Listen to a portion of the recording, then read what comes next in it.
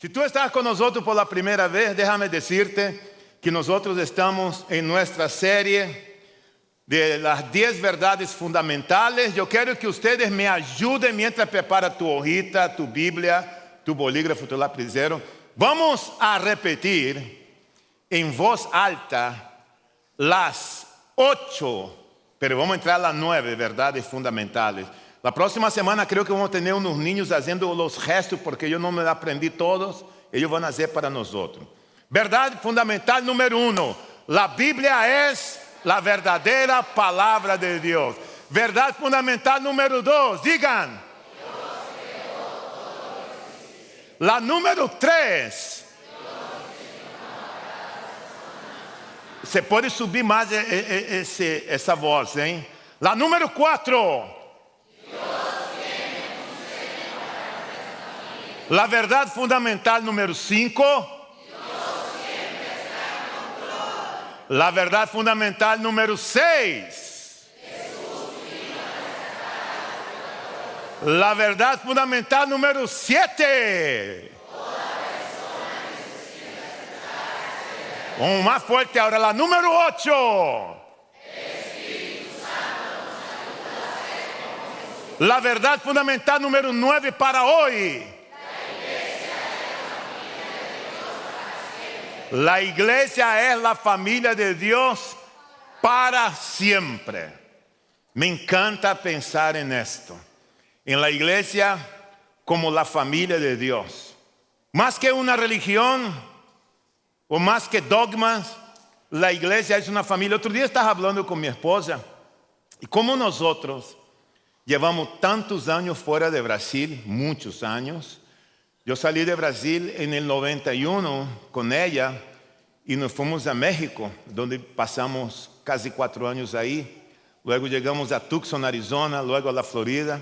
Y hemos estado por muchos años fuera de Brasil. Yo no tengo ningún pariente mío en los Estados Unidos. Nunca ellos quisieron venir acá, han venido de visita, pero yo no tengo, como muchos de ustedes tienen la mamá, el tío.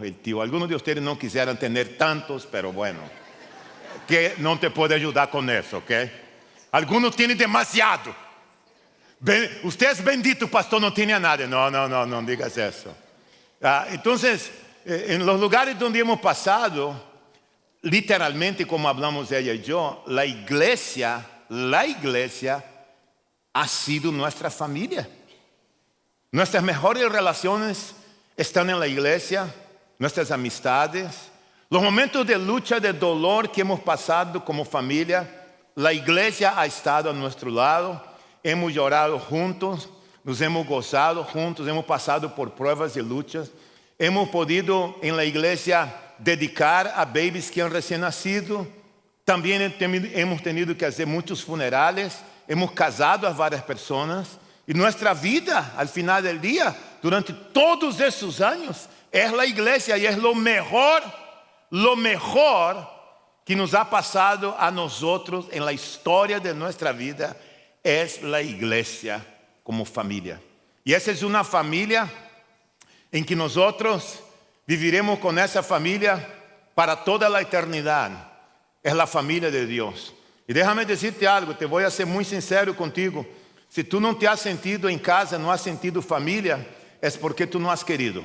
Porque para ser familia tú tienes que tomar un paso. Tú tienes que tomar un paso de visitar a un grupo de conexión, un paso de ir a un instituto, un paso de servir en la iglesia. Cuando tú empiezas a involucrarte, tú vas descubriendo lo que es la familia. Pero si tú solo vienes a la iglesia los domingos, celebras un ratico y te vas, no te sientes familia. Es imposible.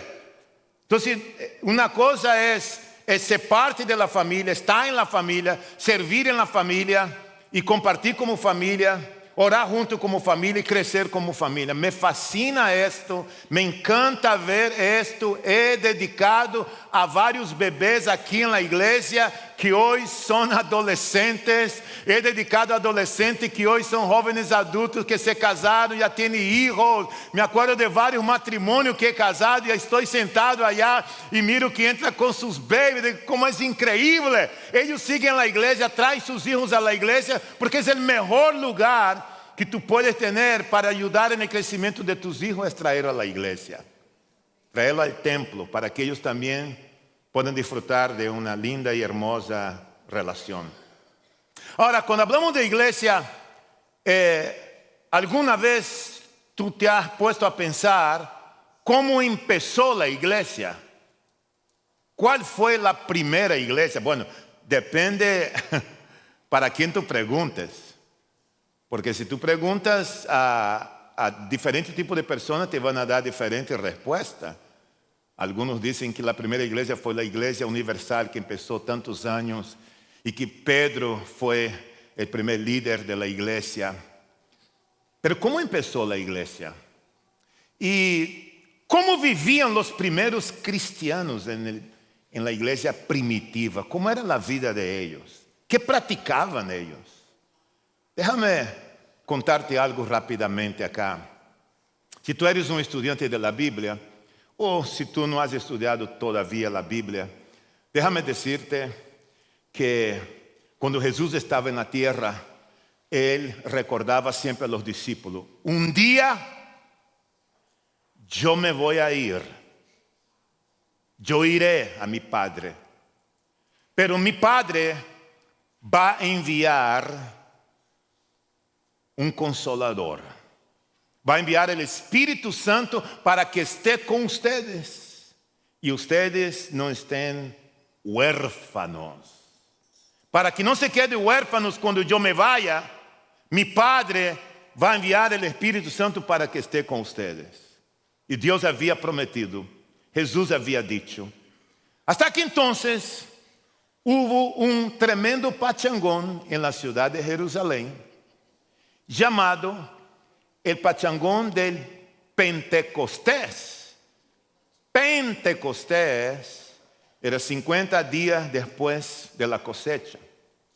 El Pentecostés es una celebración que ocurre cada año.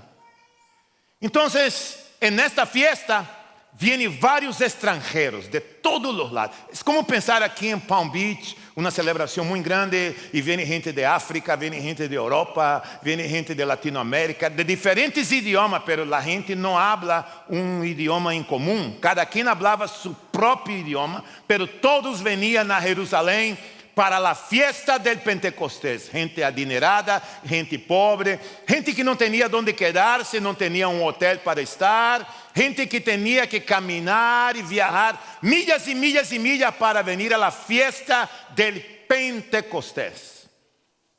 En el día de la fiesta del Pentecostés, Dios decidió cumplir con su promesa, y en ese día de la fiesta, donde había gente de todas las naciones, Dios envió el Espíritu Santo. Y el Espíritu Santo vino. Y la Biblia dice que cuando Él vino de repente, vino del cielo con un ruido, como que una ráfaga de viento impetuoso que llenó toda la casa donde estaban sentados, hablando de los discípulos.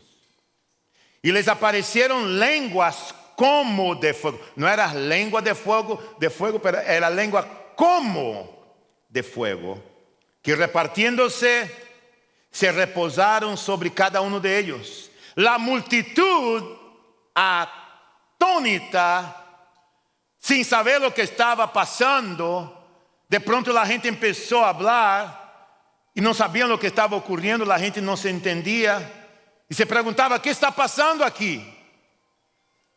¿Cómo es posible que eso esté ocurriendo? Entonces, en el día de la fiesta del Pentecostés, Dios envió a su Espíritu Santo, y ese día marcó el nacimiento de la iglesia. El nacimiento de la iglesia fue en Hechos capítulo 2, cuando el Espíritu Santo vino sobre la vida de los discípulos, sobre la vida de la gente. De pronto Pedro se para, y predica a la multitud, pero la gente hablaba en diferentes idiomas. Y Pedro hablaba su idioma. Pedro empieza a predicar. La pregunta que yo me hago es, ¿el milagro fue en el oído de la gente o en la boca de Pedro? Porque la gente entendía a Pedro en su idioma. Tú podrías entender a Pedro en alemán, en español, en griego, en árabe. Tú entendías a Pedro en su idioma, pero Pedro estaba hablando su propia lengua. Dios hizo un milagro increíble. Y este evento de Hechos 2 fue el único que ocurrió en toda la Biblia. No se repite en ningún lugar. En esa prédica, 3,000 personas confiesan a Jesús como su Salvador personal y empiezan a seguir a Cristo. 3,000 personas en una predicación escuchando el mensaje en tu propio idioma. Y dice la Biblia que ellos empezaron a ser bautizados y empezaron a seguir a Jesucristo. Y el evangelio fue creciendo en Jerusalén, la palabra de Dios. Y ahí aparecen los primeros cristianos, las primeras mujeres creyentes, los primeros hombres creyentes. ¿Cómo vivían los creyentes del primer siglo? Vamos a leer en Hechos capítulo 2, en el verso 42, para que tú entiendas cómo ellos vivían. Se mantenían firmes en la enseñanza de los apóstoles, en la comunión, en el partimiento del pan y en la oración. Todos estaban asombrados por los muchos prodigios y señales que realizaban los apóstoles. Todos creyentes estaban juntos y tenían todo en común. Vendían sus propiedades y posesiones y compartían sus bienes entre sí según la necesidad de cada uno. No dejaban de reunirse unánimes en el templo ni un solo día. De casa en casa partían el pan y compartían la comida con alegría y generosidad, alabando a Dios y disfrutando de la estimación general del pueblo. Cada día el Señor añadía al grupo los que iban siendo salvos. ¿Te diste cuenta cómo ellos vivían?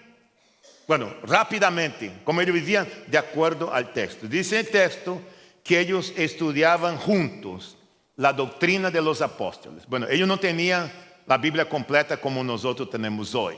La doctrina de los apóstoles era lo que ellos habían aprendido de Jesucristo. ¿Qué aprendieron? Aprendieron que Jesús era el Hijo de Dios, que fue crucificado en la cruz, que fue sepultado, que Dios lo levantó de entre los muertos. Entonces los hermanos del primer siglo, de la iglesia primitiva, se reunían para estudiar la Biblia. En ese caso, la doctrina de los apóstoles. Ellos enseñaban y ellos compartían lo que iban aprendiendo. Dice el texto que acabamos de leer que ellos tenían comunión. Esa es la palabra griega de una palabra que me encanta, esta palabra koinonia.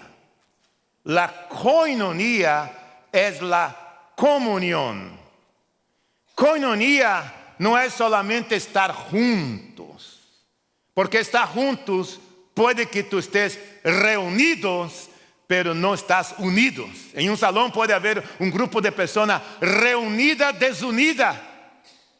Pero en el concepto del cristianismo, la koinonia, la comunión, solo ocurre con los creyentes.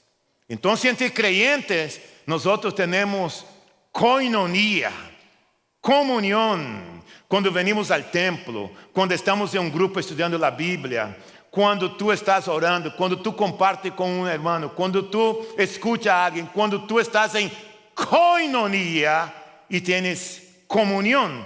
También dice que ellos vendían sus propiedades y posesiones y compartían sus bienes entre sí según la necesidad de cada uno. No está diciendo que tú tienes que vender tus propiedades para ayudar a alguien. Eso no es comunismo, porque eso suena como si fuera. No es. Eso es cristianismo. ¿Sabe por qué? Porque los hermanos que ahora son creyentes vinieron de varios lugares, millas y millas para llegar en Jerusalén. Y estando en Jerusalén, no tenían lugar a donde dormir. No tenían dinero para alquilar a un hotel. O quizás no tenían dinero para comer. Los hermanos que tenían más condiciones vendían sus propiedades y compartían con los que no tenían y conseguían lugar para que ellos puedan estar durante ese periodo ahí. Entonces, eso no es un mandamiento, pero es un lindo principio. ¿No es un lindo principio? Un lindo principio bíblico para nosotros a lo que la palabra generosidad se refiere. Otra cosa que aparece aquí es que ellos tenían el favor del pueblo. Tenían el favor del pueblo. También ellos se reunían en las casas y en el templo. Como muchos eran judíos, los judíos jamás dejaban de reunirse en el templo. Se reunían en el templo, pero se reunían en la casa y comían la comida juntos y partían el pan. Ahora, en aquel entonces era muy común que cuando los hermanos se reunían, ellos comían juntos una comida. Y esta comida era parte de la coinonía, pero a la vez partían el pan y tomaban la cena del Señor. Tomaban la cena y comían juntos como hermanos, de casa en casa, pero también en el templo, dice la palabra de Dios. Así vivían. Ese era el modelo de la vida cristiana con la iglesia del primer siglo. Pero una de las cosas más lindas que aparece en ese texto, de tantas lindas que hay, si pudiéramos nosotros estudiar la historia de esas personas que empezaron a seguir a Jesús, ellas literalmente fueron personas que al colocar su fe en Jesús, ellas fueron adoptadas en la familia de Dios. Yo creo que la primera cosa que podemos decir en nuestra lección es que Dios nos adopta en su familia. Porque tú eres hijo adoptivo. Si tú has colocado tu fe en Jesucristo, un día en la historia de tu vida, tú pusiste tu fe en Jesucristo y empezaste a seguir a Jesucristo, eres un hijo por adopción. Fuiste adoptado en la familia y Dios pasa a ser tu Padre. Cada uno de nosotros, los creyentes en Cristo Jesús, somos hijos de Dios por adopción cuando colocamos nuestra fe en Él. Pasas a ser hijo, parte de la familia. Escucha lo que dice Romanos 8, en el verso 14 al 17. Empezando en el verso 15 voy a leer. Y ustedes no recibieron un espíritu de que nuevo los esclavice al miedo. Ya no soy esclavo del temor, soy hijo de Dios. Y luego Pablo dice, sino el espíritu con E mayúscula, el espíritu con E mayúscula, que los adopta como hijos y les permite clamar, Abba, Padre. El Espíritu con E mayúscula mismo asegura nuestro espíritu con E minúscula. Es el espíritu del hombre. Es el espíritu de Dios mismo. Asegura a nuestro espíritu que somos hijos de Dios. Nos da testimonio de lo que somos hijos de Dios. Y si somos hijos, somos herederos. Herederos de Dios y coherederos con Cristo. Pues si ahora sufrimos con Él, también tendremos parte con Él en su gloria. En la cultura romana, que está escrito ese contexto acá, acuerda lo que hemos aprendido sobre qué significaba para ellos, para nosotros y cómo podemos aplicar. Cuando se escribe eso en ese contexto, la adopción significaba que todas tus deudas antiguas eran borradas en el momento de la adopción, porque aquí ellos no adoptaban niños pequeños. Cuando hacían la adopción, la persona ya era una persona adulta. Y todas las deudas de esa persona eran borradas. Y te convertías en heredero pleno de la familia. No era algo temporal, era algo legal, permanente e inquebrantable. Y eso es lo que Pablo está diciendo a nosotros hoy día.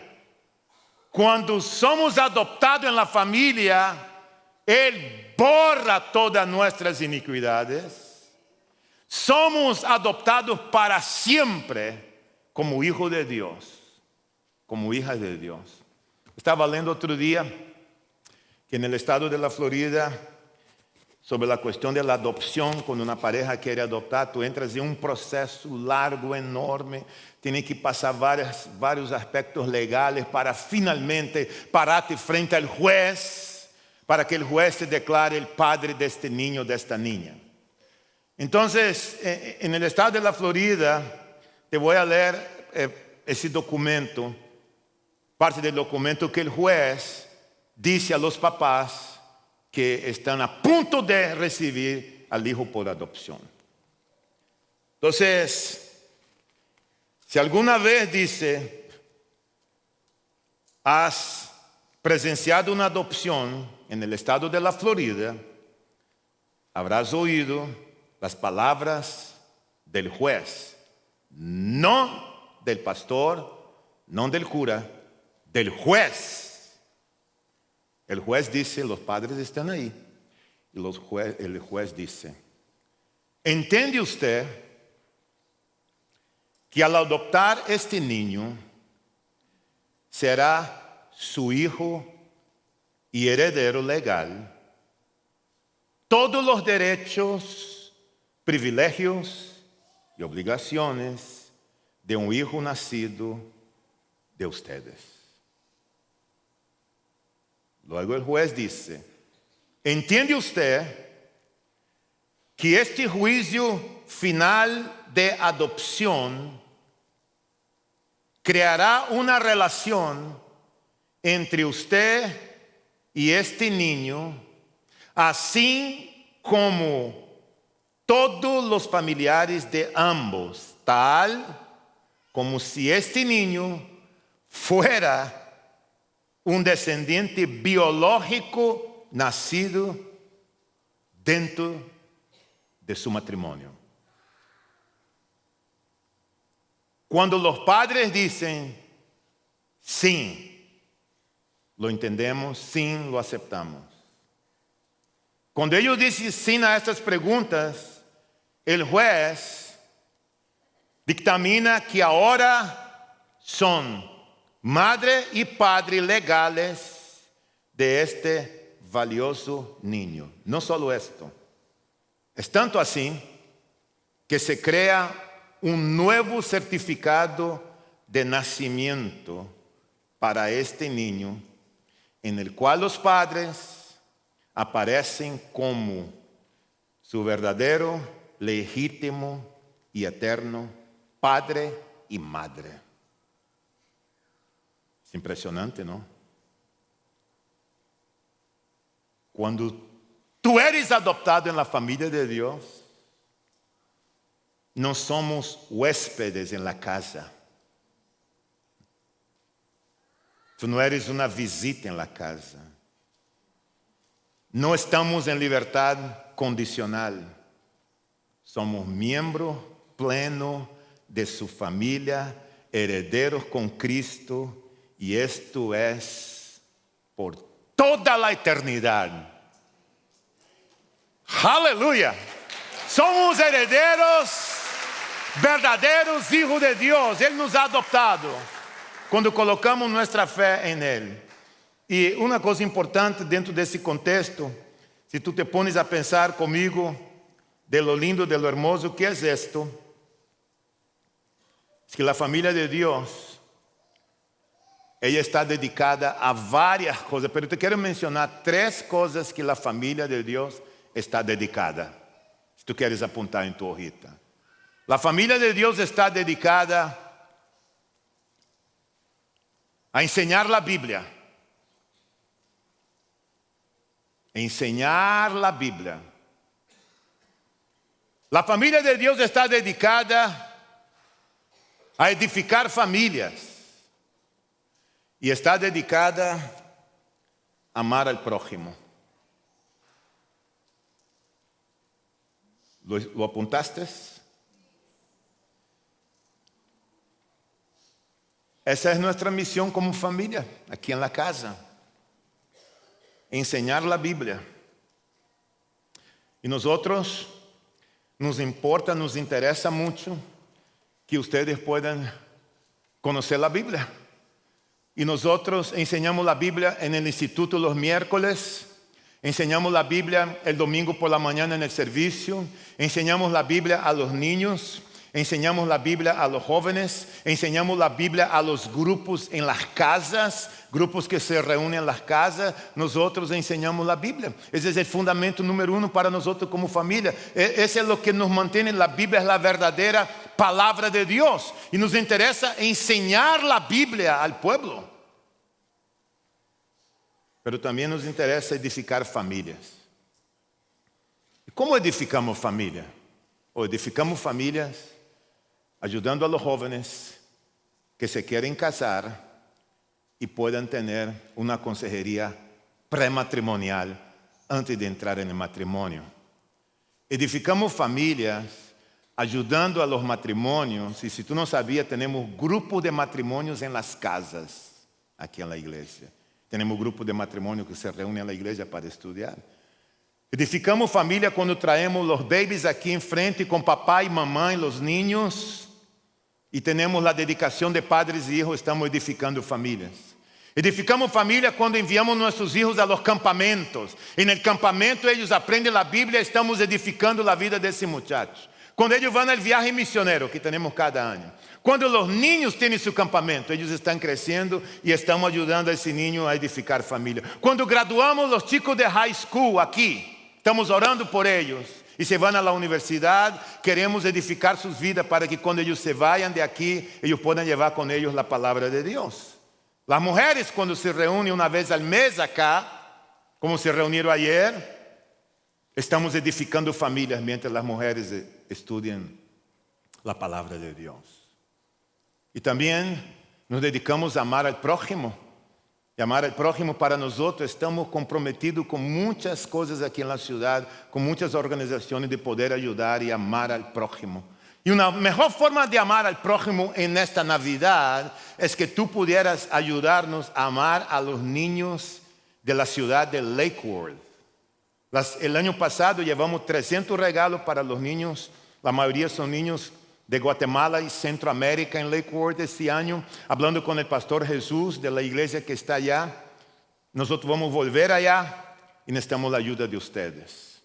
Compra un regalo nuevo para una niña o para un niño, adolescente o pequeño, y coloca en la caja que está allá enfrente.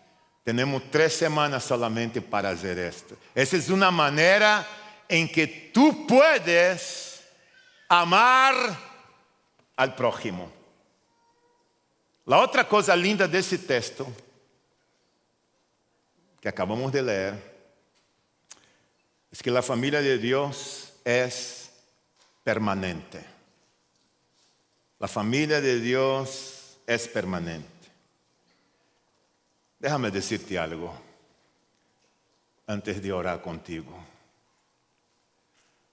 Cuando tú pones tu fe en Cristo, Él te salva, pero te salva para siempre. Tú eres eternamente hija y hijo de Dios. No te salva por la mitad. Él te salva por completo y Él te salva para siempre. Solo cuando tú colocas tu fe en Él. No es cuando tú vienes a la iglesia, cuando tú colocas tu fe en Jesucristo. no es una salvación temporal, es una salvación eterna.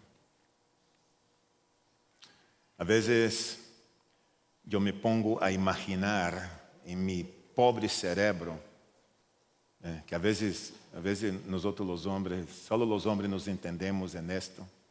Si tú encuentras un hombre sentado en un sofá, acostado con la boca abierta, mirando al techo, no lo juzgue, por favor. Y si tú le preguntas a él, viejo, ¿qué estás pensando? Y él te dice, nada. Ella no se lo cree. Ella te va a decir, tú estás pensando en algo. No, no estoy. Sí estás. Claro que estás. Porque la mujer no puede estar sin pensar. Entonces ella cree que el hombre tiene que estar pensando. Dime qué estás pensando. No estoy pensando en nada. Entonces la mejor cosa cuando ella te pregunta qué estás pensando, inventa una mentira. Salva tu matrimonio. Crea una historia y di que está pensando en algo. ¿Sí me entendiste cómo funciona? Si dice que no está pensando, es guerra, es guerra. Vas a ver, tiene que estar pensando. Entonces, tú inventa, no, estaba pensando en ti, soñé contigo. Aunque sea mentira, pero bueno. Te libraste de un problema. Ni sé por qué estoy hablando eso, de verdad. Pero a veces mi mente vuela y se va. Yo me pongo a pensar. Lo bueno es que cuando yo me siento en el sofá para pensar, ella no está trabajando y no me va a encontrar ahí pensando. Pero yo me pongo a pensar en el cielo, ¿no? El cielo va a ser un lugar multicultural. Todas las razas, pueblos, lenguas y naciones, colores de piel diferentes, completamente distintos uno del otro, pero todos juntos por toda la eternidad en la presencia de nuestro Rey. Todos los continentes. Para mí eso es algo fascinante. En serio, para mí esto es algo fascinante pensar en esto. Pero también tengo que pensar que la vida en la tierra es un ensayo para la vida en el cielo. Practicamos aquí. ¿No es lindo poder ver una iglesia multicultural, multigeneracional? ¿No es lindo poder estar sentado en el lobby cuando yo estaba allá y pasó 3 madres desesperadas con los niños gritando y llorando que no querían entrar en el ministerio de niños y lo pusieron allá gritando y dejaron de llorar? Con el grito de los niños hay vida. ¿No es lindo poder venir acá y estar con ustedes? O si tú vas al segundo piso, ver los jóvenes, casi 60 jóvenes, hijos de hispanos que muchos nacieron acá, otros vinieron ya un poco crecidos acá, unos los padres recién llegados, pero chicos de diferentes estatus sociales, unos hablando más inglés que el otro, pero todos bajo el mismo techo, bajo la misma iglesia, bajo el mismo evangelio, alabando al Señor y sabiendo que no hay una raza que predomina sobre la otra, sino que somos hijos de Dios, la iglesia de Cristo, comprado por la sangre del Cordero, iglesia. Esa es la iglesia. Esto es el cielo y así va a ser el cielo. Y es hermoso poder participar de esto. Un lugar donde tú no eres juzgado por tu color de piel, por tu estatus social, sino que tú eres bienvenido, independientemente de tu religión, de la historia de tu pasado. Tú eres iglesia, tú eres parte de la familia.